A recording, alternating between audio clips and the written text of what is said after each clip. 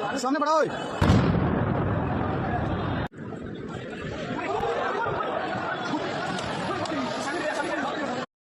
Qatar ने Iran को एक ऐसा अल्टीमेटम दे दिया जिसने दुनिया भर की राजधानियों में सनसनी फैला दी। ये कतर के विदेश मंत्रालय का वो ऑफिशियल नोटिस है जिसने इस पूरे डिप्लोमेटिक संकट को जन्म दिया। कहने को तो ये बस एक पन्ने का डॉक्यूमेंट है, लेकिन इसमें लिखे शब्दों ने दो पड़ोसी देशों के बीच सालों के तनाव को एकदम सामने ला दिया। जरा सोचिए, सिर्फ 24 घंटे ईरानी डिप्लोमेट्स और उनके स्टाफ को अपना सामान पैक करके देश छोड़ने के लिए बस इतना ही वक्त मिला था। ये एक बहुत ही साफ संकेत था कि कतर इस मामले को लेकर कितना ज्यादा सीरियस है। तो चलिए इस 24 घंटे के अल्टीमेटम को थोड़ा और गहराई से समझते हैं। देखिए, ये कोई मामूली डिप्लोमेटिक वार्निंग नहीं थी, बल्कि एक बहुत ही सख्त कदम था जिसके नतीजे दूर तक जा सकते थे। सवाल यह है कि कतर ने ऐसा किया क्यों? तो निशाना कौन था? कोई आम डिप्लोमेट नहीं, बल्कि ईरानी दूतावास के मिलिट्री और सिक्योरिटी अटैचे और उनका पूरा स्टाफ। ये एक बहुत ही सोची समझी और टारगेटेड कार्रवाई थी जो सीधे सीधे ईरान की सिक्योरिटी एस्टैब्लिशमेंट को एक मैसेज दे रही थी। और फिर कतर ने उस शब्द का इस्तेमाल किया जिसे डिप्लोमेसी की दुनिया में सबसे गंभीर माना जाता है, पर्सोना नॉन ग्राटा। ये एक लैटिन फ्रेज है जिसका मतलब होता है एक ऐसा व्यक्ति जिसे स्वीकार नहीं किया जा सकता। ये कहने जैसा है, अब आपका हमारे देश में कोई काम नहीं है। ये किसी भी डिप्लोमेट के लिए सबसे बड़ी बात होती है, और इसके साथ ही उनकी सारी डिप्लोमेटिक इम्यूनिटी यानी छूट और सुरक्षा सब खत्म हो जाती है। तो अब सवाल ये उठता है कि आखिर कतर को इतना बड़ा और सख्त कदम उठाने की जरूरत क्यों पड़ी? पर्दे के पीछे आखिर चल क्या रहा था? चलिए अब इसके कारणों को जानते हैं। यहाँ कतर के विदेश मंत्रालय के शब्दों पर जरा गौर कीजिए। वो कहते हैं कि ये एक्शन बार-बार ईरानी टारगेटिंग और कतर के खिलाफ खुल्लम-खुल्ला आक्रामकता के जवाब में लिया गया है। ये बहुत भारी शब्द है। मतलब कतर सीधे-सीधे ईरान पर हमलावर होने का इल्जाम लगा रहा था, और ये कोई छोटा-मोटा आरोप बिल्कुल नहीं है। ये मामला सिर्फ एक डिप्लोमेटिक कहासुनी का नहीं था।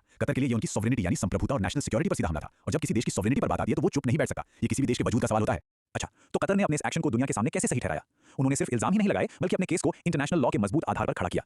कतर ने 3 मेन पॉइंट सामने रखे। पहला, ईरान ने इंटरनेशनल लॉ के बुनियादी सिद्धांतों को तोड़ा है। दूसरा, उन्होंने यूएन सिक्योरिटी काउंसिल के रेजोल्यूशन नंबर 2817 का उल्लंघन किया है। और तीसरा, उन्होंने एक अच्छे पड़ोसी होने के सिद्धांत को भी नहीं निभाया है। तो ये एक मजबूत लीगल आर्गुमेंट था। लेकिन बात सिर्फ यहीं पर खत्म नहीं हुई। ये सिर्फ एक रिएक्शन नहीं था। कतर ने आगे के लिए भी एक साफ और सख्त चेतावनी जारी की। कतर का मैसेज बिल्कुल क्लियर था, अगर ईरान ने अपनी ऐसी हरकतें बंद नहीं की तो ये तो बस शुरुआत है। वो भविष्य में और भी कड़े कदम उठाने से पीछे नहीं हटेंगे। और आखिर में ये दमदार बयान, कतर अपनी संप्रभुता और सुरक्षा की रक्षा के लिए सभी जरूरी कदम उठाने का अधिकार रखता है। आसान शब्दों में कहें तो कतर कह रहा है कि वो अपनी रक्षा के लिए कुछ भी करने को तैयार है। तो अब हम